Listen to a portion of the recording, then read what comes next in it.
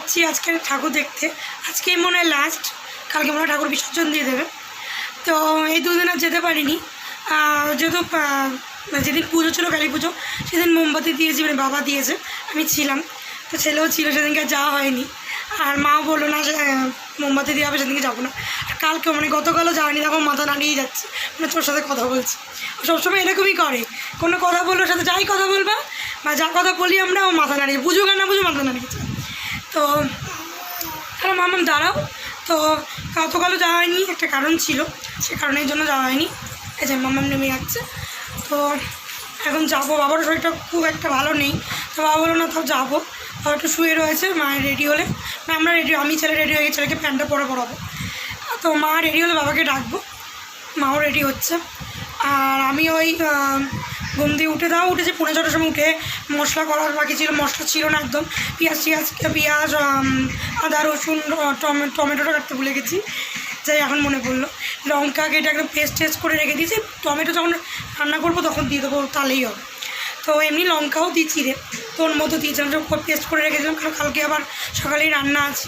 তো সকালে হাজব্যান্ডের কাজ নেই, তাও সকালবেলা আবার করবো মশলাটা, এদের বাবা করে রাখলাম। তারপরে ছেলেকে খাওয়ালাম, আমি একটু ক্যাডবেরি খেলাম, একটু চিপস খেলাম, ছেলেকেও একটু দিলাম। তো তারপরে আমি গা ধুয়ে আসলাম, খুব গরম লাগছিলো। তারপরে আমি জামা টামা পরলাম, পরে মুখ টুক ফ্রেশ করলাম। ওখানে দুষ্টুমি করছিস এই মাম্মাম, তো আমার মেকআপের জিনিসগুলো ওখানে ধরছে, আমার রাখো, মানে রাখো, দরজাটা কেরম ভাবে দিয়েছ, চলে গেল। তো দুষ্টুমি প্রচণ্ড করছে, ওটা গিয়ে এবার পিঠের মধ্যে আমি দেবো, মানে ও সবসময় না আমার জিনিস যা দেখি সেই ফোকাস খুলবে, এই চুড়ি নেবে, ওই চুড়ি নেবে, এই মেকআপের জন্য লিপস্টিক নেবে, লিপস্টিক ইয়ে করতে পারে না, নিয়ে এরম করে ঘষে, ভাগ্যিস বের করতে পারে না তাই। তো যাই হোক, তারপরে ওই ছেলেকে সেই বাবা যে জামাটা এনেছিল, ওই জামা পড়ছে, বাইরে হালকা হালকা ঠান্ডা আছে, তো এটা ধরো নতুন যত অতটা অসুবিধা হবে না, ঠান্ডা লাগবে না। ধরো টুপি নিয়ে নেবো, যদি অসুবিধা মানে ভ্যান চালালে বেশি ঠান্ডা লাগবে, টুপি পরিয়ে নেবো। তো আমরা কিন্তু কোনো নতুন ড্রেস পরিনি, নর্মালি পরলাম, জগত্রী পুজোর সময় পরবো, মাও নর্মালি পরবে, বাবা তাই ছেলেকে পরালাম নতুনই। তো এটা বাবা ওই যে বললাম, আমি আগের ভিডিও দেখলে বুঝতে পারবে যে মাম্মাম দরজা দিতে যাবে চিল্লাচ্ছে, ওখানে কি দুষ্টুমি করছিস তুই। তো ওই ওকে যত কিনে দেওয়া হয়েছে গরম বলে, যত ওগুলো পড়তে পারে না, ফুল হাতা, ও যেগুলো ওর বাবা একটা দিয়েছে, দাদা একটা দিয়েছে, ওগুলো ফুল হাতা, আর যারা দিয়েছে ওরা হাফ হাতায়। তো ওই ফুল হাতা বলে বাবা আবার দুটো এনে দিয়েছে, ওই মধ্যে সেদিনকে মানে কালী পুজোর দিন একটা পরিয়েছি, আর আজকে একটা পড়ানো কাজ যাবে, ভালো হয়েছে। ড্রেস ট্রেস পরে এত দুষ্টুমি করে, দেখো এদের কুদে একসাথে। তো তার রেডি ফেডি হয়ে দেখ, তুই দেখো বদমাসের হাত, কী হয়েছে, দরজা দিয়ে দিতে ভালো করছে। তো যাই হোক, আমি রেডি মানে আমি তো রেডি হয়ে গেছি, মা রেডি হোক, বাবা উঠে রেডি হোক। তো চলো যাওয়ার সময় আবার তোমাদের দেখাবো, সেদিকে ফুল মানে প্যান্ট পরিয়ে দিই, তারপরে আবার তোমাদেরকে দেখাবো। চলো, আর ওখানে যাই, ঠাকুরের ওখানে তোমাদের দেখাবো, সেখানে ঠাকুর দেখবো, তোমাদের সাথে শেয়ার করবো। চলো দেখো, ফাইনালি আমরা যাচ্ছি এখন ঠাকুর দেখতে। মাঝে থাকাও মা, বাবা গান চালাচ্ছে, বাবারে পরে দেখাবো। দেখো চুলের অবস্থা, দেখো 2 মিনিটের মধ্যে চুলের অবস্থা দেখো, ও দুষ্টু পড়েছ, গুড বয়। কালকে তো দেখেছিলাম, আজকে বন্ধ, ওকে চলছিল।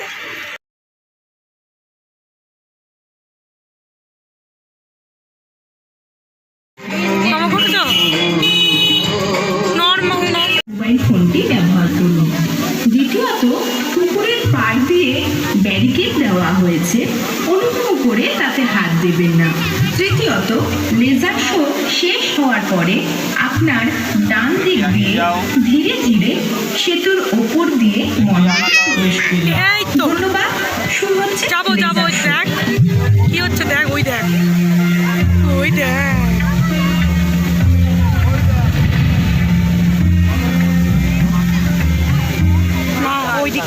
रक्त बीज पौराणिक कथाओं का एक ऐसा असुर जिसके सर पर ब्रह्मा जी का हाथ था, उसे ये अद्भुत वरदान प्राप्त था कि जब भी उसका रक्त তুমি की একটু হাতে बूंद নাও নর ওই দিকটা দিয়ে जमीन पर गिरेगी उससे एक और रक्त बीज का जन्म বলে होगा। নিয়ে অসুবিধা হয় इस कारण रक्त बीज युद्ध में जैसे अजयी बन गया है। वह शक्तिशाली হ্যাঁ था ওই যে और देवियों को हासिल करने की विकृत मानसिकता के साथ स्वर्ग पर राज करना चाहता था। उसने देवलोक जाकर देवी देवताओं पर हमला कर दिया। सभी को मजबूरन अपने प्राण बचाकर वहां से भागना पड़ा, पर रक्तबीज नहीं रुका। देवियों से मोहित होकर वो उनका पीछा करने लगा। देवी देवता परेशान होकर कैलाश पर्वत पहुंच गए জল ছিটছে ওই জন্য তো और देवी पार्वती को सब कुछ बताया। देवी पार्वती ने सभी को पीछे हटने को कहा और खुद रक्तबीज का सामना करने के लिए खड़ी हो गई। যদি না করে। रक्तबीज ने जब कैलाश जाकर देवी पार्वती को देखा तो वो उन पर मुग्ध हो गया। देवी पार्वती ने उसे लौट जाने का आदेश दिया। रक्तबीज हंस पड़ा और देवी पार्वती की तरफ बढ़ने लगा। देवी ने सामने रखा शिवजी का त्रिशूल उठाया और रक्तबीज पर प्रहार হয় कर না दिया। परिणाम स्वरूप रक्तबीज के शरीर से रक्त टपकने लगा और फिर ब्रह्मा जी के वरदान के अनुसार रक्त की हर एक बूंद से एक रक्त बीज का जन्म हुआ। ये देखकर देवी कोपित हो उठी और सारे रक्त बीजों पर हमला कर दिया। इससे कई और रक्त बीजों का जन्म हो गया। देवी पार्वती का क्रोध अब आसमान छूने लगा था। वो अपने गुस्से पर काबू नहीं रख पा रही थी। जब उनका गुस्सा चरम सीमा पर आ गया, उनका शरीर काला पड़ने लगा, आंखें खून से लाल हो गई और देखते ही देखते देवी ने एक भयंकर रूप धारण कर लिया। पूरा ब्रह्मांड इस शक्तिशाली भयानक देवी की गर्जन से हिल गया। वे राक्षस जो पराक्रमी देवी के सबसे निकट खड़े थे, उनके गर्जन से ही भस्म हो गए। बाघ की खाल पहने हुए, हाथों में प्रतिशोध की तलवार लेकर, नरमुंडों की माला पहनकर विकराल रूपी महाकाली प्रकट हुई।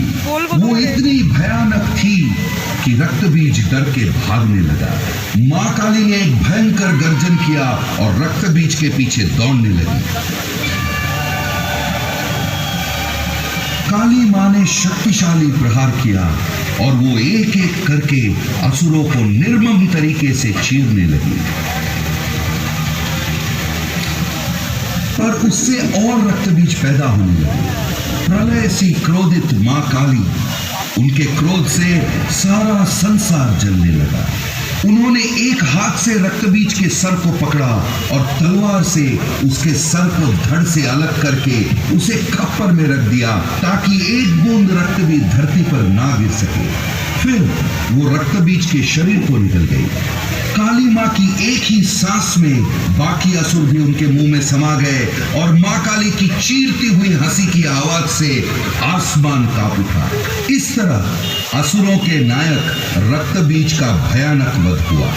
उनके गुस्से ने जैसे खुद उनको ही अपने वश में कर लिया था। उनके तांडव से त्रिलोक में हाहाकार मच गया, सब कुछ तबाह होने लगा।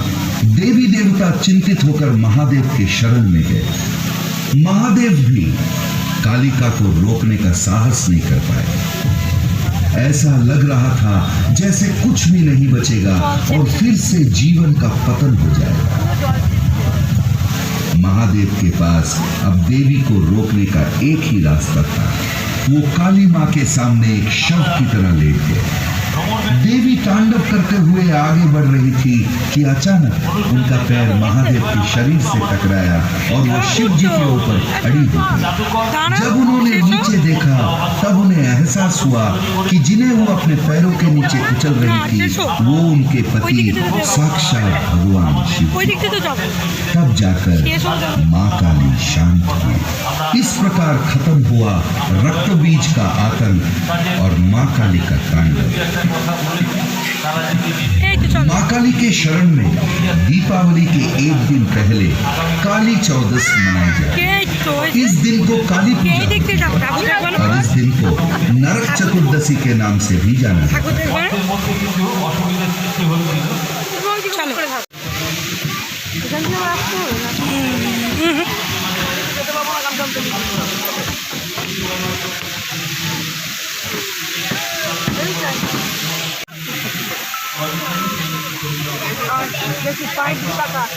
देखिए उठ पे देखिए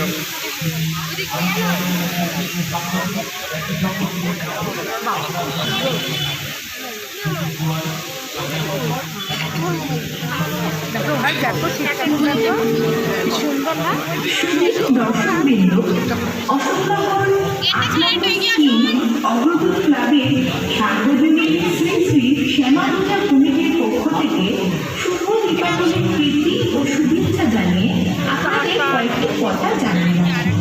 প্রথমত, লেজারের জন্য অত্যন্ত হাই ভোল্টেজ ইলেকট্রিসিটির প্রয়োজন হয়। সতর্কতার সঙ্গে আপনার মোবাইল ফোনটি ব্যবহার করুন। দ্বিতীয়ত, ব্যাটারি দেওয়া হয়েছে, অনুগ্রহ করে তাতে হাত দিবেন না। তৃতীয়ত, শেষ হওয়ার পরে আপনার ডান দিক দিয়ে ধীরে ধীরে সেটির ওপর দিয়ে মণ্ডপে প্রবেশ করুন।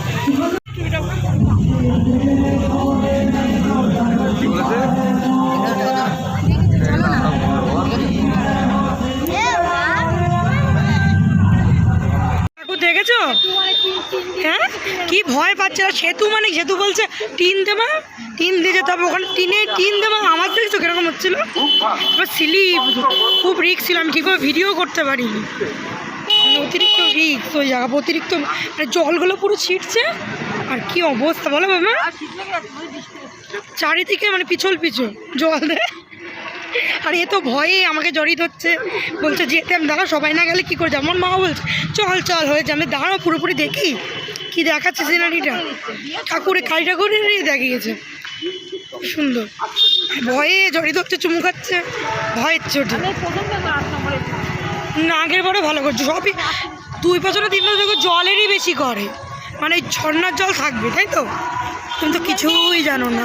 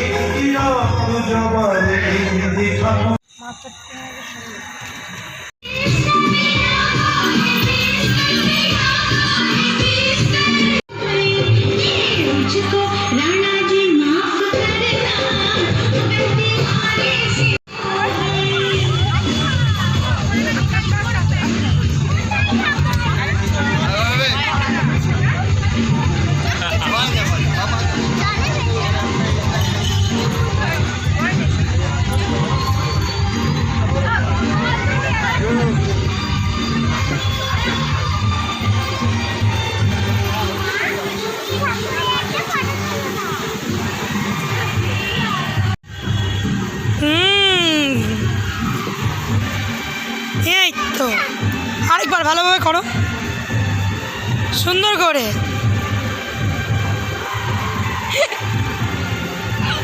ঢাক বাজানো যাবে না, চলো। কি সব ঢাক বাজানো হয়েছে হয়েছে হয়েছে। বদমাসি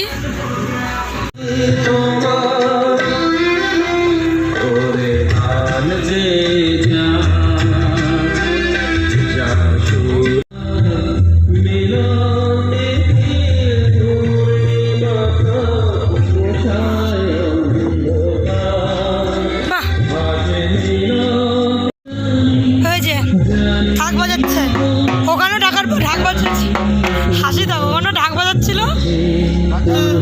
লাস্টে আমি বলছি চলো, যাবে না? তারপরে হ্যাঁ ওই বালা দিয়ে বাড়ি দিয়েছি, তারপরে বালা দিয়ে এক ঠোঁটের মধ্যে বাড়ি দিয়েছি, মারও খেয়েছে। তারপরে আবার একটা দিদি হবে, দিদি তারপর শুয়ে পড়েছে, গড়াগড়ি খাচ্ছিল, নিচে শুয়ে পড়েছিল। তারপরে আবার ওরে নিয়ে গিয়ে, এই কোলোরও ছেলে আছে, বড় ছিল, তারপরে আবার ঢাক বাজিয়েছে।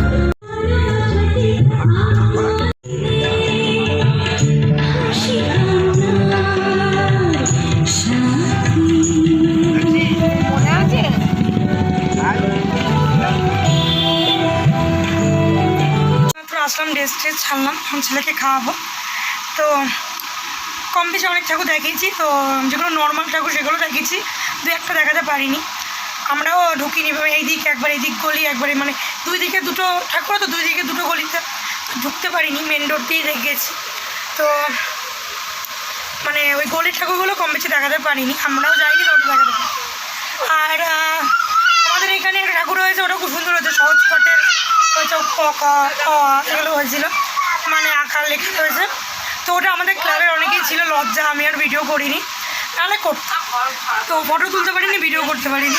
তাছাড়া টুকটাক আমি অনেক, মানে ভালো ভালো প্যান্ডেল তো ভিডিও করেছি। মামাম কথা বলছি, তো আমি কথা বলে ভিডিও করছি, তখনও এতক্ষণ ওই ঘরে ছিল, যেই আমি ইয়ে করি তখনই এখানে চলে আস।